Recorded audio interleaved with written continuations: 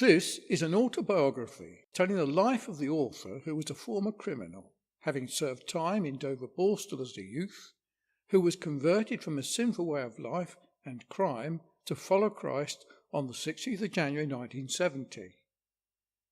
This story was first published in his book, Converted on LSD Trip, on the 11th of February 2001. At his conversion, he could barely read and was virtually illiterate, but learned to read in order to learn the truth of Christ from the Bible. He soon realized there were many different opinions held among those professing Christianity, and the majority held the view that salvation was offered to all men, and that the exercise of their free will would secure salvation for them. He realized this was Arminianism, and had learned that salvation was an act of God's free grace and not man's free will. He discovered that the doctrines of grace were those truths taught in the Bible, which led him to join the Bierton Strict and Particular Baptist Church in 1976. He went on to higher education and graduated with a Cert Ed awarded by Birmingham University in 1978, and went on to lecture in electronics for over 20 years in colleges of further and higher education.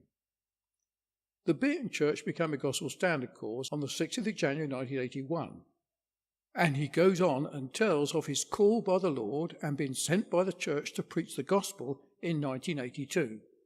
He describes the differences and contentions that he had to deal with when acting as secretary to the church.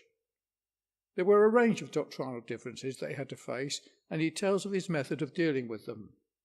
Sadly, due to unresolved issues, he withdrew from the church in 1984 over matters of conscience and went through a period of real serious trouble.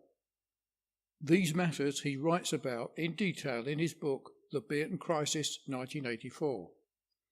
It was in 1999 he got news from his older brother, who had become a Christian after serving 5 years of a 16-year prison sentence in the Philippines. It was this that prompted him to tell their story in the first edition of this book, under the title Converted on LSD Trip. He concludes by relating his mission to the jails in the Philippines to bring assistance to his brother and to preach the gospel to many prison inmates in New Bilibid Maximum Security Prison, and his return to the UK in 2003.